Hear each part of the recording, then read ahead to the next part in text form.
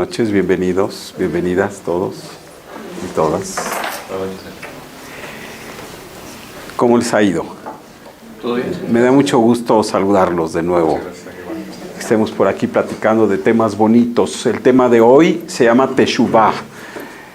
Y ahora vamos a explicar desde luego qué quiere decir todo esto. Y decimos es un acercamiento a la bendición y a la abundancia. ¿Alguien ha oído el tema de Teshuvah, la palabra Teshuvah? ¿No? ¿Sí? A ver, ¿qué es lo que has escuchado, amigo? Que la Teshuvah es el arrepentimiento. Ok. Ajá, y de ahí obviamente hacemos una corrección, ¿no? Muy bien. Teshuvah. Muy bien. ¿Alguien más? Arrepentimiento para hacer una corrección. Es el retorno. Retorno. Muy bien. A ver, vamos a ir anotando aquí. Arrepentimiento, dicen. Arrepentimiento.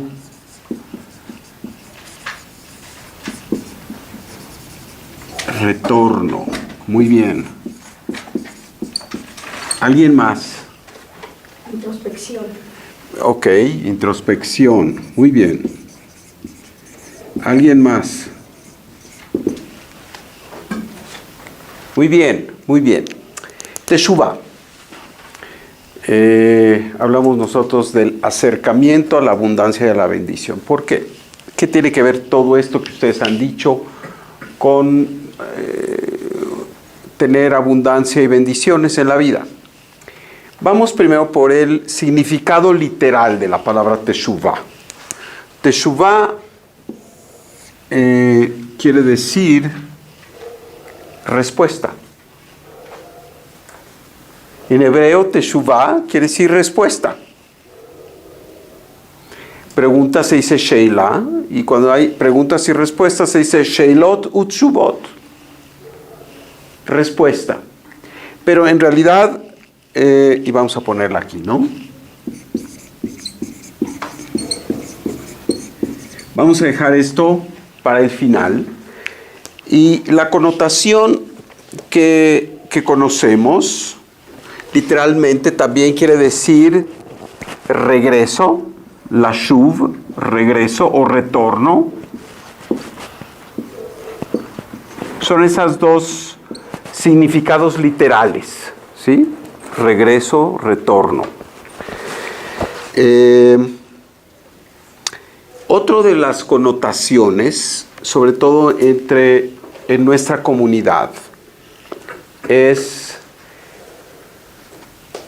que alguien que hace Teshuvah, se dice que estaba, digamos, lejano de la observancia de los preceptos y retornó a hacer la observancia de esos preceptos. Alguien que no hacía Shabbat, alguien que no comía kasher, alguien que no observaba lo que llamamos las mitzvot, de repente dice Hoser B'Teshuvah, regresa en Teshuvah. Y esta es una de las connotaciones también. Y desde luego arrepentirse y también respuesta. Tenemos aquí como que varias cosas. Vamos a explicar cada una de ellas. La primera, que es la más, digamos, conocida, es justamente esto de, sobre todo en la comunidad judía, es alguien que no observaba los preceptos y que de repente tiene un llamado. A varios de nosotros nos ocurrió y empezamos a observar los preceptos, empezamos a cuidar el Shabbat, empezamos a cuidar de la alimentación kasher, empezamos a asistir a los rezos todos los días y este tipo de observancia. Yo no quisiera quedarme allí porque si bien es la parte, digamos, más que tiene más aceptación como connotación de lo que es Teshuvah, es decir, cuando se dice de Teshuvah, la gente se imagina qué es esto. Y es importante mencionar que el término total de alguien que en esta primera connotación de regresar a ser observante es Joser Bitshuvah. Regresa a la Teshuvah. Regresa a la respuesta. Fíjense ustedes, alguien que de repente se empieza a ser observante es porque regresa a esa respuesta que su alma le está llamando. No quisiera quedarme con esto porque esto es limitado quizá para un sector de la población mundial. Aquellos que pertenecen a la fe judía y que sin ser observantes, de repente se vuelven observantes por algún movimiento interno que hubo en ellos. Puede ser también, a veces, y esto no es lo más positivo, que haya sido, digamos, por miedo, ¿no? Que se encontró con una persona y le dijo, si tú no haces esto, si tú no cuidas lo otro, si tú no observas aquello, te va a ir muy mal, te va a castigar Dios. Nosotros no nos suscribimos a ese tipo de situación y la verdad eso ya está bastante anacrónico. Pero lo tengo que mencionar dentro de todo lo que es este tema de Teshuvah. Y vamos a regresar a ello. La verdad es que hay un concepto mucho más amplio que opera para todos, para aquellos que deciden volverse observantes, pero también para aquellos que están en otra concepción de la vida. No vamos a limitar entonces esto de la Teshuvah a este regreso a la observancia. Y vamos a hablar entonces más de los secretos de la parte cabalista. Teshuvah se compone de dos partículas, una grande que es la palabra tashuv, que quiere decir regreso, y la otra una hei, la hei final. Si nosotros leemos tal cual, tenemos aquí otro elemento que es un secreto, tashuv hei, que quiere decir el regreso de la hei. ¿El regreso de la hei? ¿A dónde? Sabemos todos nosotros qué es la hei. Y estamos hablando de la última hei del tetragramatón, de la última hei del nombre. Esa hei, sabemos, ¿qué representa? No, la última hei del nombre. Mi reina, ¿cómo? ¿A qué representa entonces? Malhut. La última hei representa Malhut. Y aquí estamos hablando del regreso de esta hei, ¿a dónde? Al mundo espiritual. Hei, Malhut, el mundo físico, la vasija, todos nosotros en nuestro contexto de seres encarnados y físicos somos esa hei. ¿Y a dónde regresamos? Regresamos al destino del cual partimos, a este elemento que llamamos Yesod y que es parte del mundo espiritual. Quiere decir, es la conexión. Si aquí tenemos la Sefirot y aquí tenemos Malhut,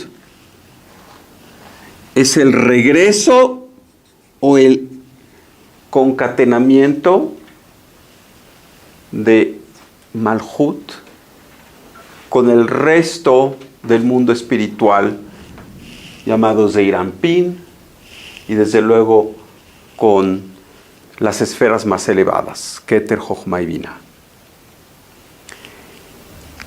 Esta es una posibilidad de ascender de nuevo a nuestro origen. ¿Y por qué hablamos de Teshuvá en particular en este momento? Porque estamos justo a 2 días de entrar en el mes de Virgo, en el mes de Elul. Unos le dicen que Elul se llama así porque es el último. No, no es el último. El último antes de Rosh Hashanah, ¿no? Y dicen porque Rosh Hashanah es el primer día el primer mes del año, y entonces Elul es el último. Pero esto no es cierto, porque el primer mes del año no es Tishrei, es el mes de Nisan. La cabeza del año, espiritualmente, no se da el primer día del primer mes, como estamos acostumbrados en el mundo occidental, el calendario gregoriano, el 1 de enero, pues es el año nuevo. No, aquí el año empieza realmente el primero del mes de Nisan, el primero del mes de la primavera, Aviv, Jodesh Aviv.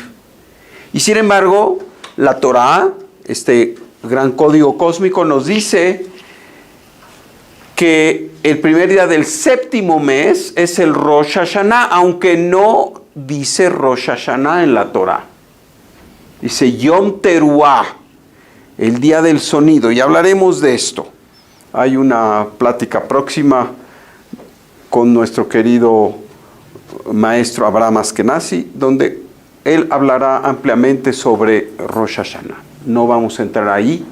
Y más bien vamos a entrar al mes, vamos a entrar a explicar un poquito más con el mes anterior, que empieza dentro de 2 días. El sábado, este Shabbat, es el mes de Elul. El mes de Elul es el mes de Virgo. ¿Alguien aquí de signo Virgo? Yo sé. ¿Sí? ¿Alguien más? 3. ¿Ok? Signo Virgo. El signo que tiene que ver con la atención al detalle. El signo que tiene que ver con la búsqueda de la perfección y la pureza. Es el mes de Elul. El mes de Elul se dice es el mes de la Teshuvá. Es el mes en que tenemos toda la oportunidad, porque hay esa apertura para evolucionar, de tal manera que podemos activar este proceso de regresar esa Hei a donde le corresponde, es decir, de purificar nuestra vasija, ampliar nuestra vasija y conectarnos más profundamente con la luz. La Hei ansía conectarse con Yesod, ansía regresar a sus orígenes. Y eso, por eso que llamamos Teshuvah, Tashuv Hei, el regreso de la Hei, el retorno de la Hei. Ahora, aquí empiezan a conectarse todas estas conexiones: arrepentimiento, retorno, introspección, respuesta, regreso, observancia. Aquí empieza a conectarse todo. ¿Cómo es que nosotros hacemos este regreso de la Hei? Bueno, nos dicen nuestros sabios que el mes de Elul es un mes indicado para hacer una introspección, ¿sí? Y buscar dentro de nosotros todo aquello que nos desconectó. Y puede ser una gran variedad de cosas, ¿no es cierto? A ver, vamos a empezar casi en orden. Quiero que me dé un ejemplo de qué es lo que nos puede desconectar a lo largo del año, ¿verdad? Y de lo cual podemos hacer una introspección. ¿Quién quiere empezar? El juicio desde a nosotros mismos. Hacer demasiado juicio, demasiado severos con nosotros mismos o con los demás. Muy bien. ¿Qué más? Miedo. nuestros miedos, ¿verdad? ¿Por qué el miedo? Porque el miedo es esa situación en donde no tenemos confianza en el Creador. Y vaya que todos tenemos miedo. La cosa es dominarlo, ¿verdad? Y a lo mejor tenemos que revisar nuestros miedos y ver cómo nos comportamos frente a estos miedos. Hacer esta introspección y decir, no puedo caer en miedo. Sé que el Creador está conmigo. Oye, sí, pero a veces se ven las cosas tan difíciles, tan cuesta arriba, que nos da miedo. Bueno, es el momento de hacer un viaje interno y de revisar esos aspectos de miedo y ver cómo nos fortalecemos. Ver cómo introducimos dentro de nuestro ser estos aspectos de emuná shlema, de total certeza, de total fe.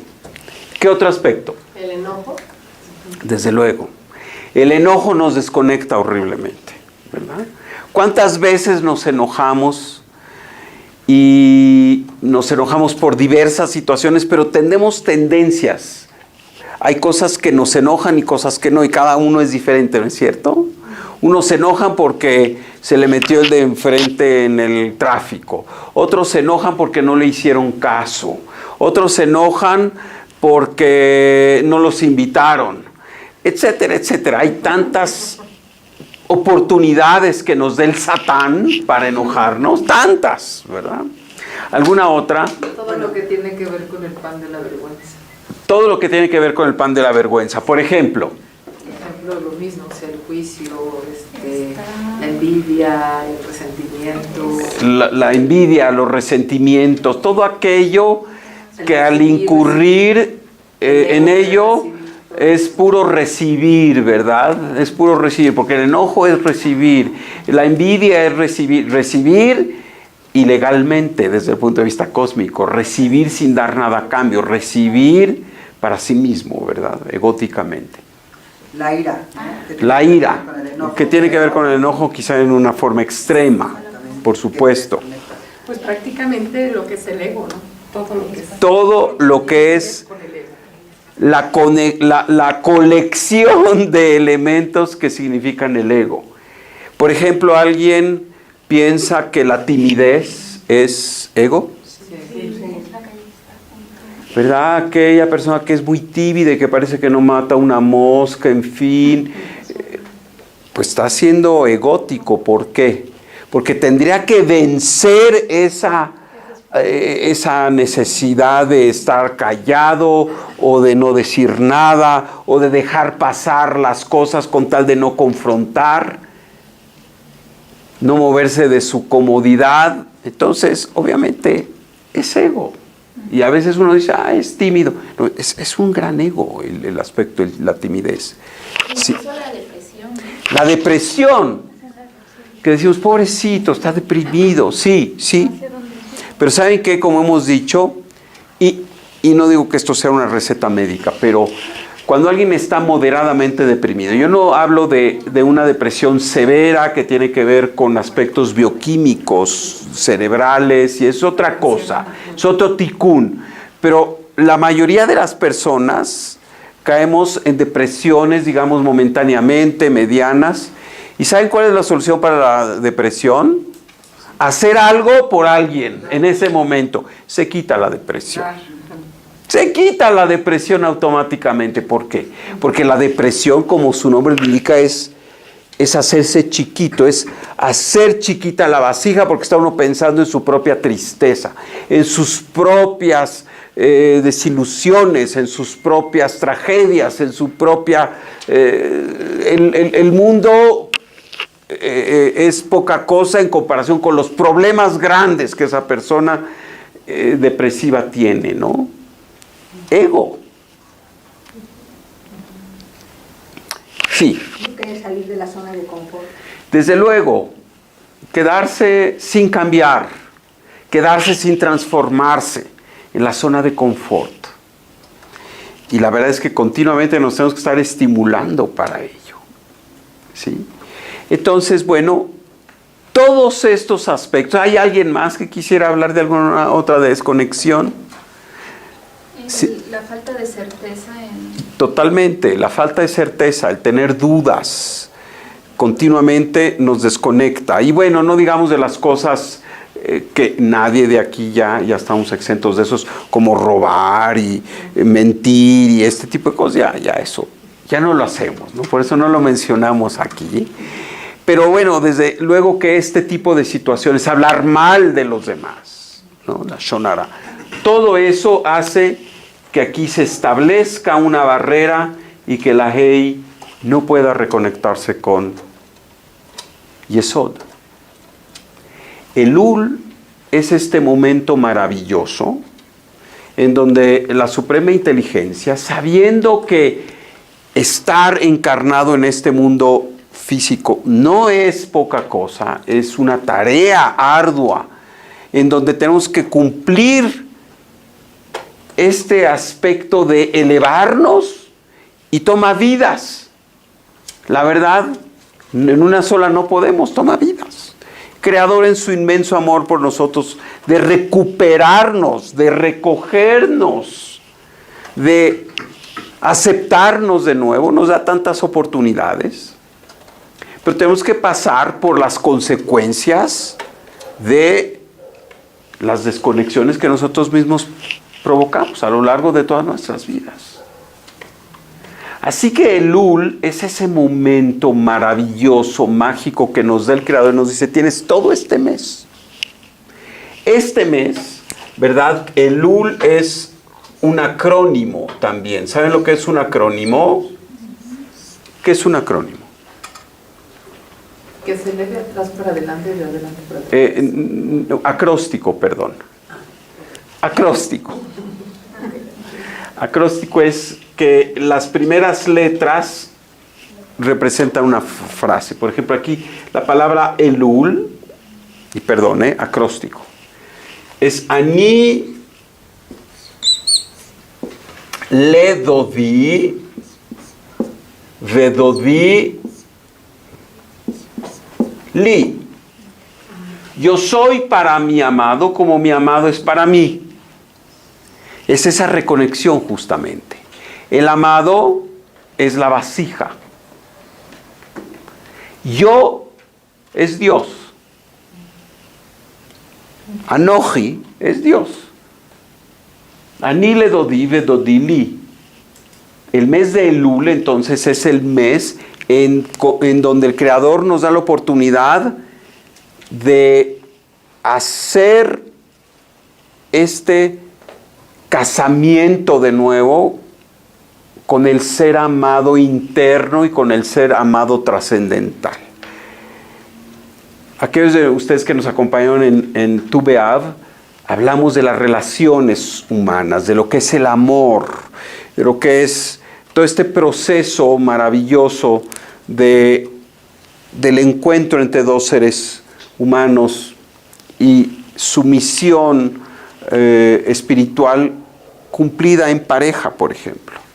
Aquí hablamos de otro tipo de amor. Aquí hablamos del amor que nos tiene el Creador, del amor que nosotros le tenemos al Creador y de esa búsqueda continua que nuestra alma tiene para llegar de nuevo al Creador. Así que Elul es esta posibilidad y, ¿saben? La palabra arrepentimiento me parece un poco antigua. Me parece un poco de la connotación de culpa. Y es verdad, a veces tenemos culpa, pero yo prefiero hablar de responsabilidad y prefiero hablar de regreso a la responsabilidad más que de arrepentimiento. Hay gente que sí necesita arrepentirse, pero más que arrepentirse es retornar a ese lugar que abandonó, a ese lugar espiritual que abandonó, a ese lugar que es propio de su alma. La paz, el amor, la amistad son los lugares en donde radica el alma. Y nos apartamos de ahí. ¿Qué queremos? Queremos regresar a ese lugar del alma. Y en Elul tenemos esta oportunidad. Pero con otra cosa maravillosa. Ustedes saben que es implacable la ley de causa y efecto. Implacable. Pero en su inmensa misericordia, el Creador, en el mes de Elul, nos da la oportunidad de que si nosotros hacemos esta teshuvá, si nosotros hacemos este reconocimiento, esta introspección, y vemos y nos dolemos de aquello en donde nos desconectamos, y que mucho tiene que ver con haberle quizá causado dolor a otro. A nosotros también, pero también a otros.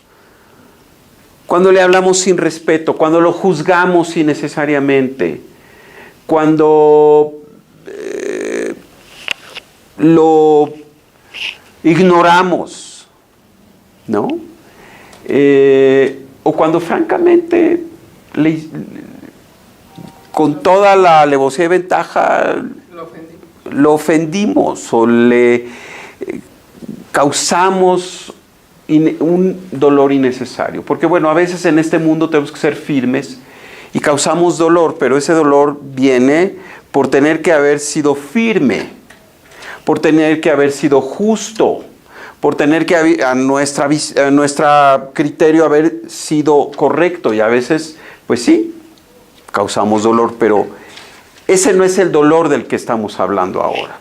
El dolor que estamos hablando ahora es de aquello en donde no había necesidad de que alguien sufriera por alguna acción nuestra. Porque no era el aprendizaje, porque no era la forma, porque no era el momento, porque no servía nada más que para descargar nuestro ego en todas sus posibles formas. Así que en este mes de Elul tenemos nosotros la posibilidad de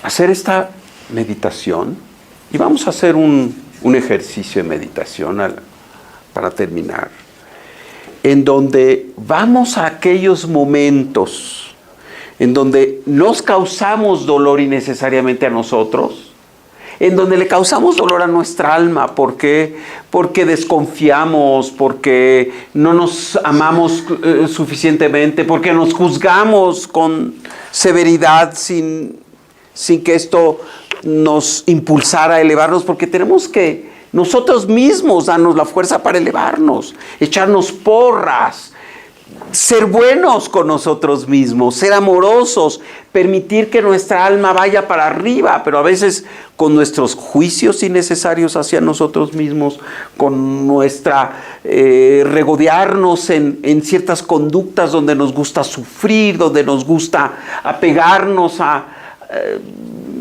maliciosamente, diría yo, a ciertas situaciones que nos hacen infelices. Y nosotros mismos las provocamos. También tenemos que hacer teshuvá de eso. Pero sobre todo de aquello en donde causamos dolor y sufrimiento innecesario a los demás. Otro de los aspectos de teshuvá, mis amigos, y qué bueno que nuestra amiga habló de introspección. Siempre podemos hacer introspección todos los días. De hecho, debemos hacerlo. Se nos recomienda que al irnos a dormir hagamos una corta introspección. A ver, ¿cómo fue este día? ¿Qué hice? ¿Hice todo lo mejor que mi alma deseara? O la verdad, hice a un lado mi alma y hice una serie de cosas que no venían del alma. Ofendí, no saludé, fui grosero, me llené de miedo, en fin. Y esto lo podemos hacer todas las noches. Pero en el mes de Elul tenemos esta oportunidad de que si lo hacemos, y ahí está uno de los secretos, borramos ese tikkun, borramos ese karma producto de esa acción de desconexión. Ese es el gran premio de Elul. Por eso se dice que quien hace correctamente esta introspección y va a ese lugar en donde cualquier situación que haya sido cortó su relación con el mundo espiritual y lo revisa y se hace el propósito de no volver a repetir eso, ni consigo mismo, ni de tener que estarse martirizando o de, al contrario, llevar a tu vida a situaciones no deseadas, ¿verdad? Por ejemplo, a dedicarse a aquello que es que tiene que ver con la irresponsabilidad, ¿no? A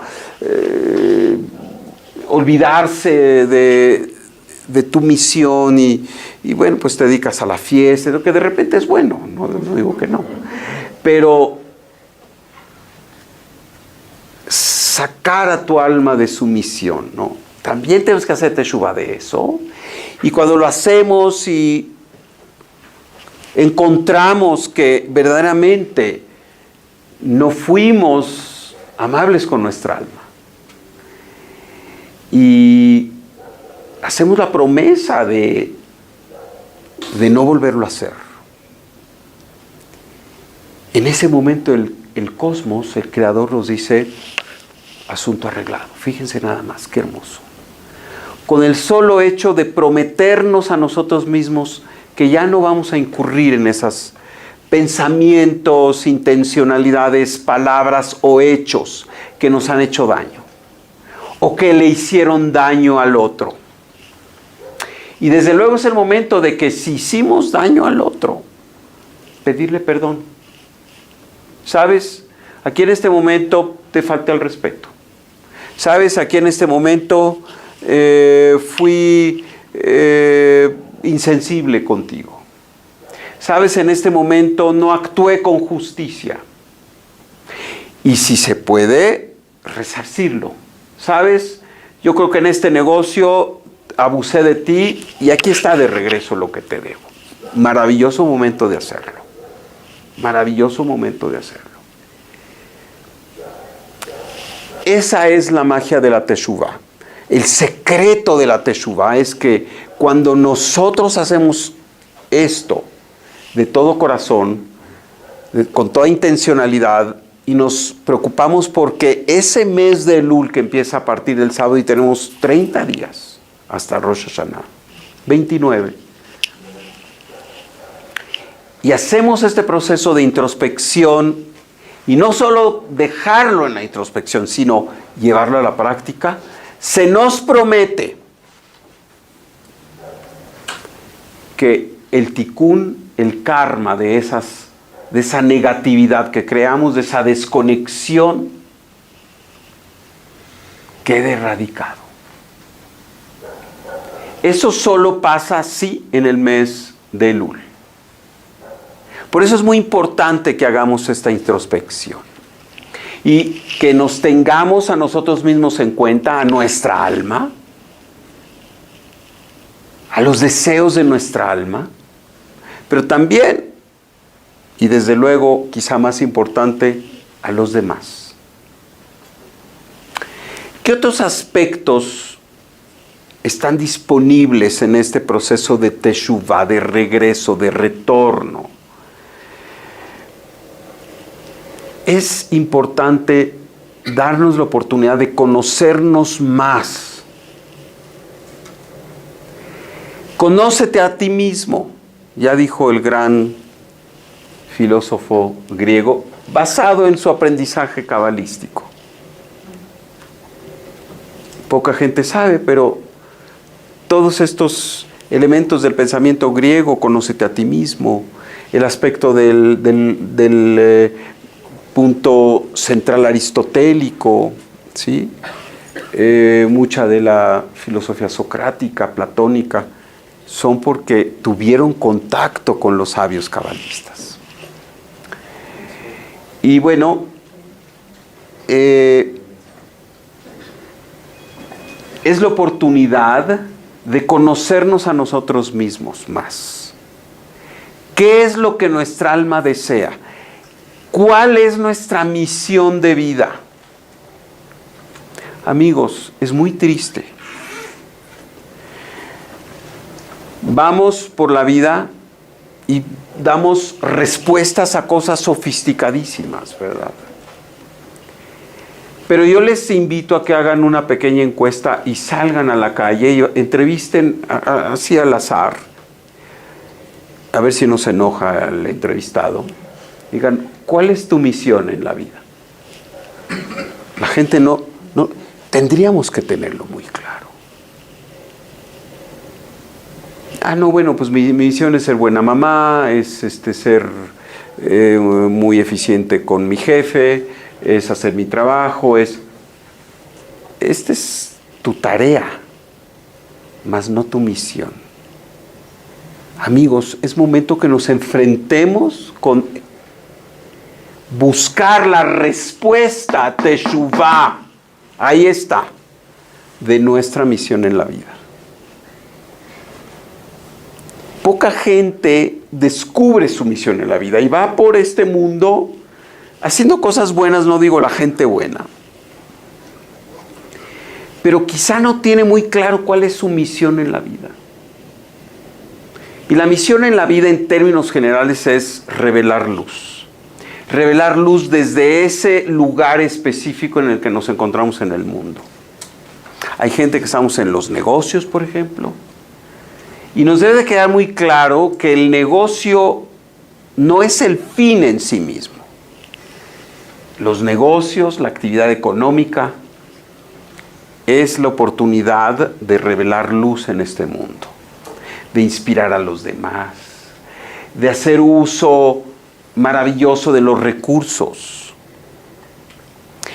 Y cuando llegamos a un momento en que nos exigen cuentas, nos van a preguntar, a ver, yo te di la oportunidad de ser aquí un gran empresario, de ser un gran maestro, de ser un gran científico. ¿Qué hiciste con esa sabiduría? ¿Qué hiciste con esos recursos? ¿Qué hiciste con esa oportunidad de liderazgo? ¿La pusiste nada más al servicio egótico de ti mismo y de tus intereses de corto plazo en la tierra? ¿O pensaste en grande? ¿Pensaste en los demás? ¿Pensaste en las oportunidades que darías como empresario a todos los demás? En crear oportunidades, en dar posibilidades de mejor vida, de más calidad de vida. Lidiaste con el ejemplo, fuiste justo, la gente te vio que cuando estabas en el poder, en tu empresa, en lugar de ser abusivo y egoísta, pusiste el ejemplo y fuiste misericordioso y fuiste justo y dijiste lo que tenías que decir en su momento sin pena y fuiste humilde también. Por ejemplo, amigos, es la oportunidad de ampliar nuestra vasija.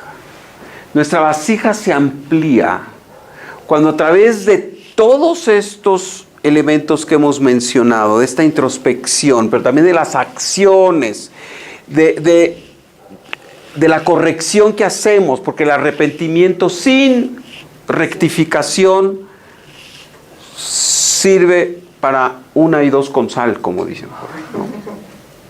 No sirve para nada. Sí, me descubrí que pues sí, fui muy mala onda, ¿verdad? Pero pues ahí me quedo y no hice nada. No fui con la persona y le dije, ¿sabes qué? Fui mala onda contigo, perdóname. A ver, aquí donde te golpeé, te devuelvo, ¿verdad? Hay que resarcir, ¿verdad? La Torah dice ojo por ojo, diente por diente, brazo por brazo, pierna por pierna. ¿Qué quiere decir? ¿Es una convocatoria a la venganza? Claro que no. Nos habla del gran paradigma del que no nos escapamos nadie, que es la causa y el efecto, pero más aún nos habla de la oportunidad de resarcir. Hashem en su infinita sabiduría sabía que sus seres creados iban a equivocarse, iban a cometer errores. En este camino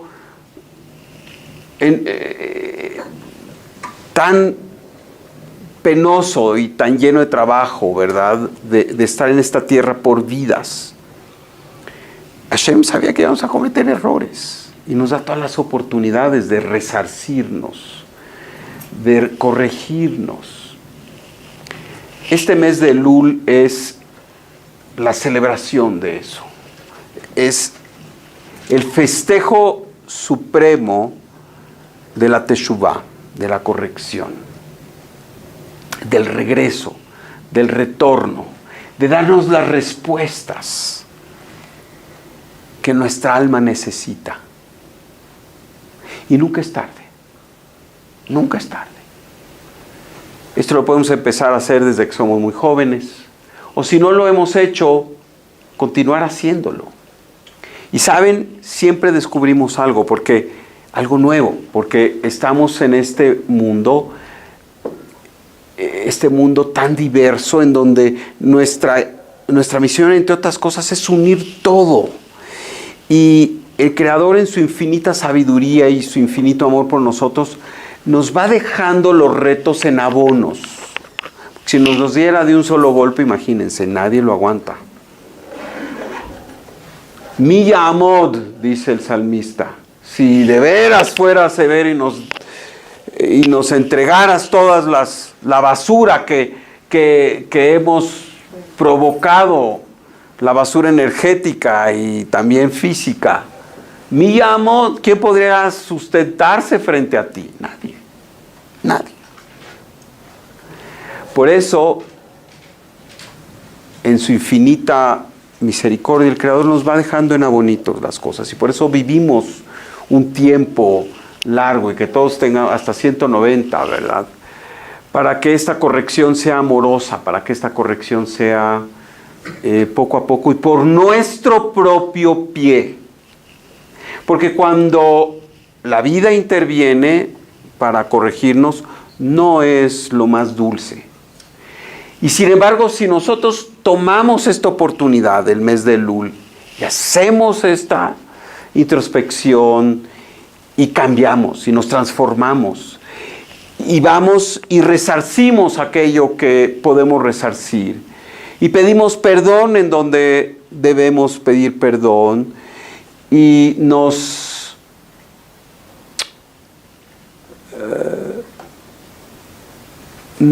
¿cómo se dice? Nos sinceramos con nuestra alma. Nos sinceramos con nuestra alma. Entonces vamos a tener un año maravilloso. Entonces nos dicen los sabios, Rosh Hashanah, ya para ti va a ser un paseo por el jardín, ¿verdad? Porque ya hiciste el trabajo. Mucha gente llega a Rosh Hashanah y en ese momento pide perdón y se llora. A ver, tenemos toda la vida, ¿verdad? Pero sobre todo el mes de Elul para hacer este trabajo. No lo desperdiciemos. El secreto entonces es encontrar la Teshuvah, la respuesta al llamado de nuestra alma. ¿Qué es lo que nuestra alma nos está pidiendo ahora?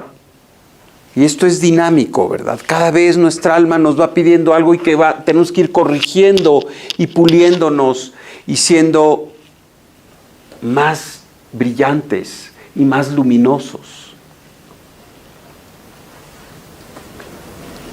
Y es el momento de encontrar esa respuesta. Al final este es el secreto. Teshuvah es una respuesta.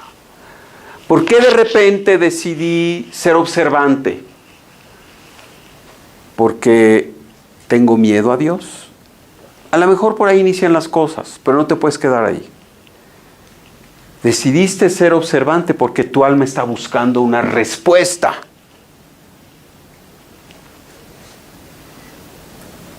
Y lo que se te pide es que seas congruente con esa respuesta. Es una respuesta distinta para cada uno de nosotros. Mis amigos, pídanle al Creador que les dé esa respuesta. Esto es la Teshuvah.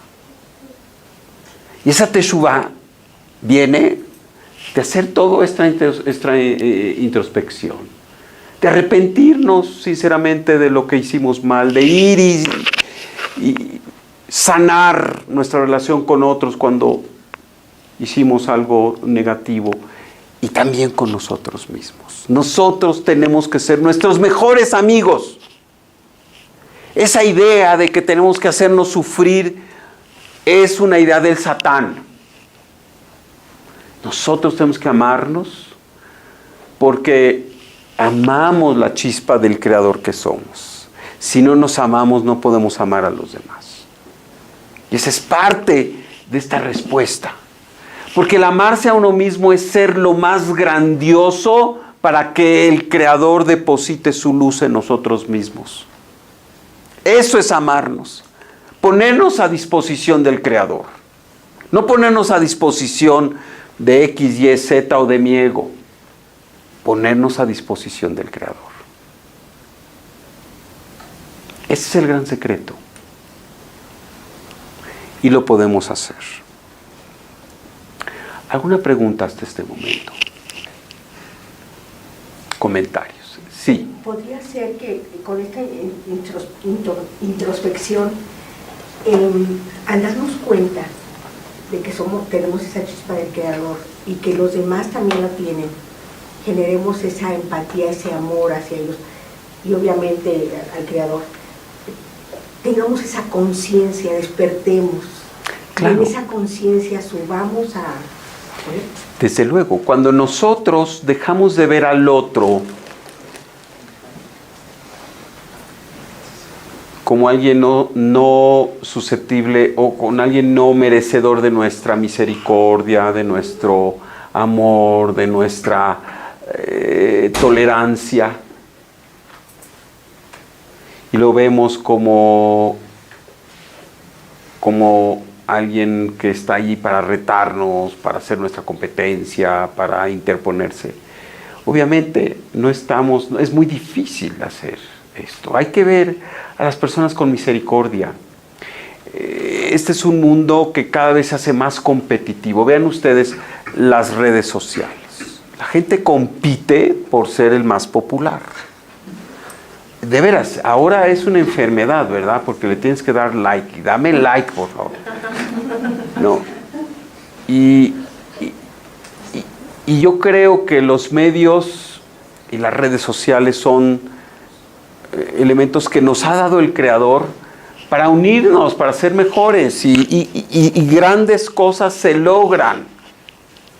Pero también las redes sociales y todo esto pueden ser factores de gran desconexión cuando se vuelven egóticas, ¿no? Cuando, mira, a ver cuántos seguidores tienes y cuántos...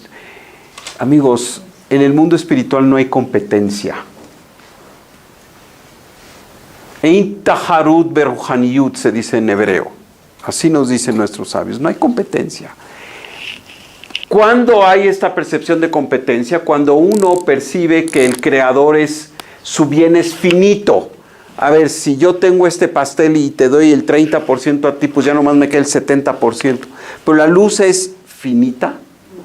La luz es infinita. Y a todos les toca lo que les toca. Y no quiere decir esto que nosotros no tenemos que esforzarnos de hacer nuestra parte.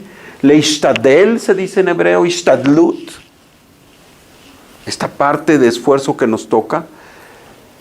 Pero hay otro momento en que el resto es del Creador.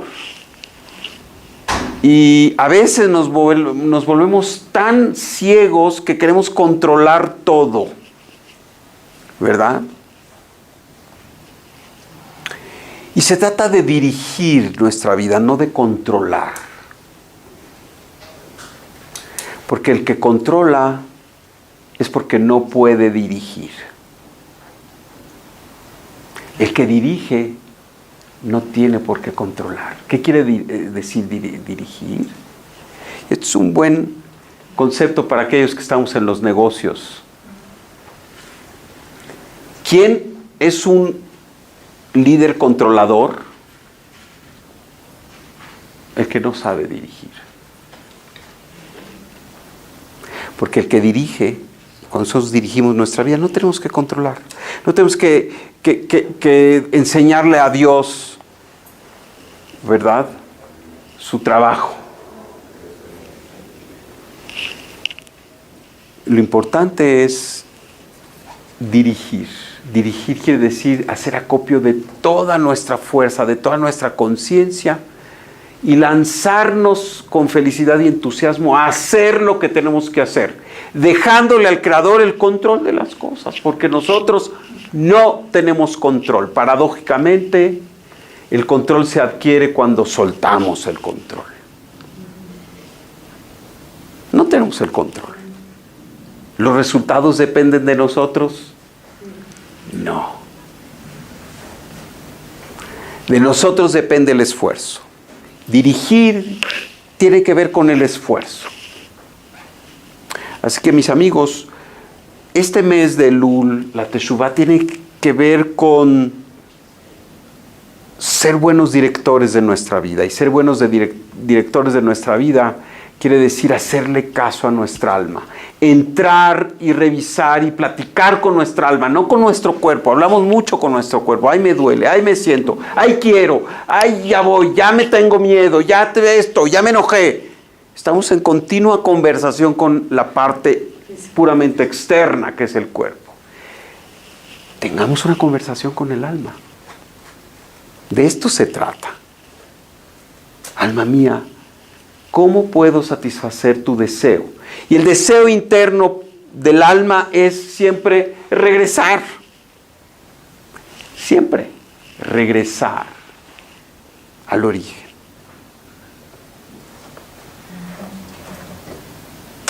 Muy bien. ¿Respondí? Sí, muchas gracias. Ok. ¿Algún otro comentario? Perdón, y para ello también sería importante la aceptación de lo que tienes que corregir, ¿no? Porque siento que uno de los procesos más difíciles es aceptarlo, sincerarte con tu alma. Por supuesto.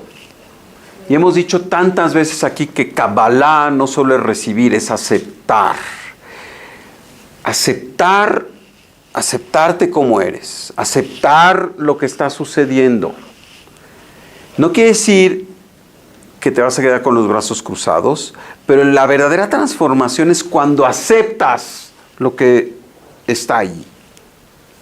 Te aceptas a ti como eres, con todas tus fortalezas y tus debilidades. Por supuesto que es un elemento importante y lo vamos a anotar aquí. El camino de la aceptación es lo que es la realidad, porque es lo que el Creador dispuso para que nosotros respondamos a ello. No se puede transformar aquello que no se acepta. Recuerden esto.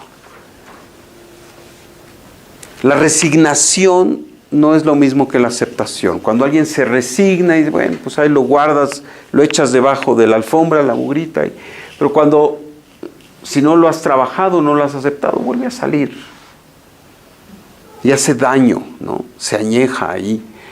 Y por eso la aceptación es importante. La aceptación es esta forma también de sincerarnos con nuestra alma. Aceptar lo que somos. Y aceptar lo que no somos también. ¿Alguien más?